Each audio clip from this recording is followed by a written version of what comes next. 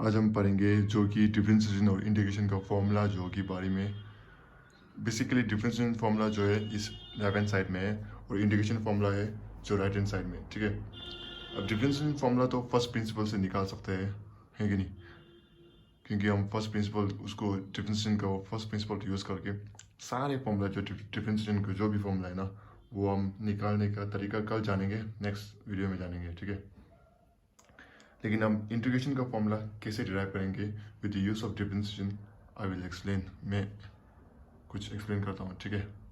Okay, तब देखिए differentiation, देखो एक्स का डिफरेंशिएशन का करेंगे तो हमको कितना मिलता है, 1 मिलता है ना। तो इसका जो डिफरेंशिएशन जो है ना ऐसे होता है ना, जो डी बाई डी एक्स जो है ना, अगर इस साइड पहुंचेगा ना तो ये डिफरेंशिएशन और इंटीग्रेशन ऑपोजिट होते हैं, ठीक है। जब डी बाई डी एक्स को इस तरफ लेंगे, जैसे कि हम ऐसे होते हैं ना, प्लस सपोज देखो +1 is plus x is equal to 2 होगा। तो अगर जब हम -1 को उस साइड लेंगे तो ये -1 जो है ना इस साइड लेंगे तो +1 हो जाता है ना, है कि नहीं। इसका क्या बोलते हैं, जो भी वैल्यू है वो ऑपोजिट हो जाते हैं, चेंज हो जाते हैं ना। सेम अगर डिफरेंशिएशन इस साइड लेके जाएंगे तो ये एक्स बचेंगे इधर और ये डिफरेंशिएशन आगे इधर आके इंटीग्रेशन हो जाएंगे, ठीक है। तो इस तरफ से होता है, ठीक है। जब हम वन इंटीग्रेशन जब इसको इस साइड लेंगे तो इंटीग्रेशन हो गया ना, तो इसलिए हम इंटीग्रेशन ऑफ 1 क्या बोलते हैं, एक्स से बोलते हैं, ठीक है। जब इंटीग्रेशन ऑफ 1 करेंगे तो हमें क्या मिलता है, एक्स मिलता है। ऑपोजिट है, देखो ये इसको हम इंटीग्रेट करेंगे तो ये मिलेगा, ठीक है। इनपुट ये है, आउटपुट ये। अगर इंटीग्रेशन में अब क्या हो जाता है, इनपुट ये हो जाता है, आउटपुट आउटपुट जो जो डिफरेंशिएशन का इनपुट जो है ना वो हो जाता है, ठीक है। इसलिए हम इसको बोलते हैं, इंटीग्रेशन को एंटी डेरिवेटिव बोलते हैं, ठीक है। इंटीग्रेशन को हम क्या बोलते हैं, एंटी डेरिवेटिव, ठीक है। इंटीग्रेशन को हम एंटी डेरिवेटिव बोलते हैं, ठीक है। अब देखो, अब नेक्स्ट तक देखते हैं। देखो d by d x of x to the power n is equal to n x n to the power n x to the power n -1 होता है, ठीक है। इंटीग्रेशन में इसका ऑपोजिट होता है। कैसे होता है, देख जब इस डी बाई डी एक्स को हम इस साइड लेंगे तो हम हमारा इक्वेशन क्या बनेगा, x to the power n है ना, ये इंटीग्रेट इस साइड लेंगे, ठीक है।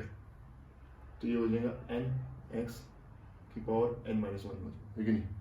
डी बाई डी एक्स इस साइड लेंगे तो क्या हो जाता है, डिफरेंशिएशन जो है ना इंटीग्रेशन हो जाता है, जो कि हम पहले हम इसमें किया था, ठीक है।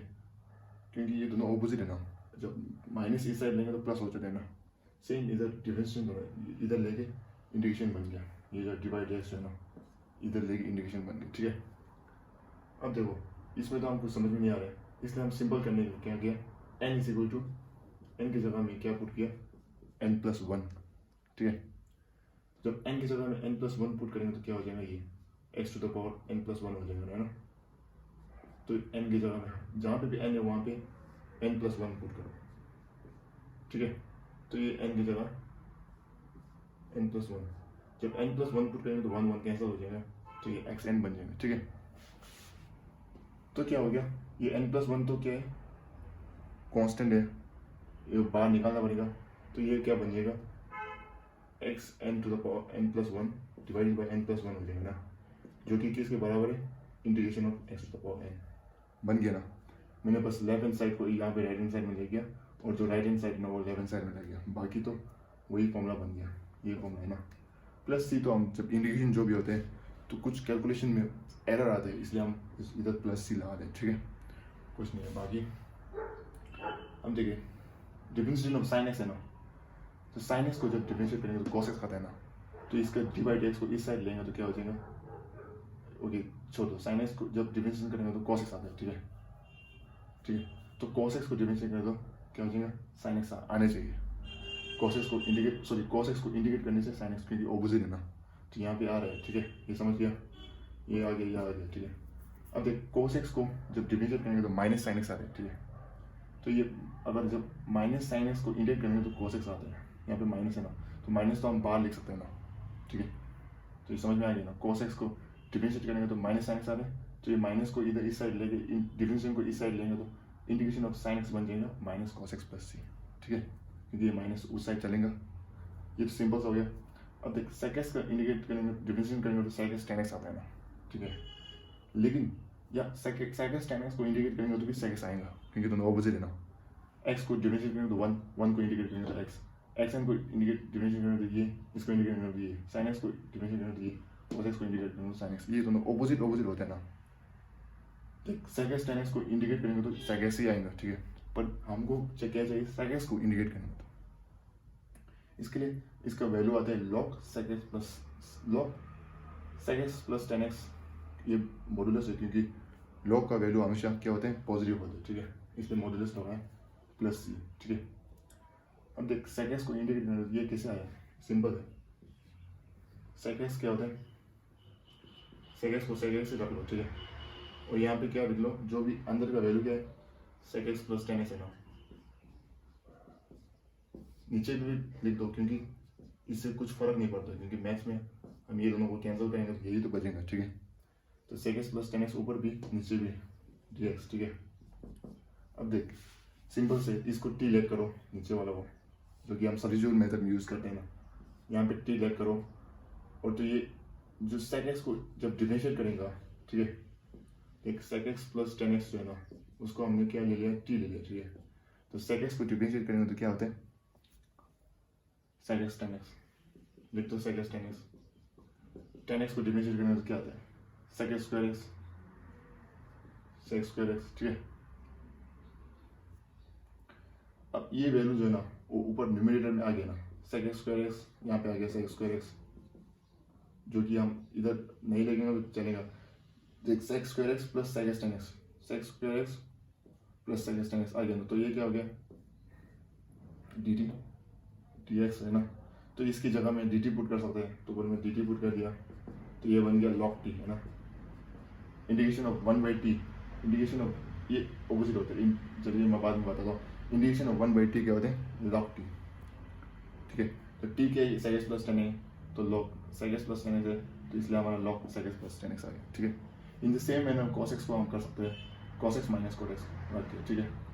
Same manner cos x minus cot x को t लेट करो और इसका डिफरेंशिएट आएगा वही आएगा, तो इसका dt होगा वो, जो इसके डिफरेंशिएट आएंगे तो ये आंसर यही आएगा, ठीक है। In the same manner tan x और cot x को भी कर सकते हैं। देख tan x को क्या ले लिया, tan x को हम sin x by cos x ले सकते हैं, है ना। तो ये dx हो गया, cos x को हम t लेट करेंगे, सब्स्टिट्यूट मेथड यही तो बोलते हैं ना। cos x को हम t लेट करेंगे तो cos x का डिफरेंशिएट क्या है, sin x है ना, इस cos x minus sin x है ना, तो इसलिए हम क्या करेंगे, देख cos x को डिफरेंशिएट करेंगे तो माइनस sin x dx आएगा, ठीक है। और t को डिफरेंशिएट करेंगे dt आएगा, लेकिन यहाँ पे तो क्या है, प्लस sin x dx आ रहा है ऊपर न्यूमरेटर में, है ना। तो इसलिए माइनस जो है इधर सब्स्टिट्यूट करके माइनस dt लिखना है, ठीक है। तो मैं sin x dx की जगह माइनस dt पुट कर सकते हैं ना, है कि नहीं। तो यहाँ पे पुट कर लिया, माइनस dt हो गया sin x dx की जगह, और cos x की जगह हम t पुट कर लिया तो ये माइनस बाहर चल गया, है ना। तो ये इंटीग्रेशन ऑफ 1/t क्या होता है, log t होता है, तो मैं डायरेक्ट ले लिया, ठीक है। तो t हमने क्या डायरेक्ट किया, cos x लेट किया, तो ये माइनस log के क्या होता है, log के ऊपर माइनस कुछ नंबर होते हैं, वैल्यू होता है, तो कोई क्या हो जाता है वो ऊपर चल जाता है, तो ये -1 हो गया, ठीक है।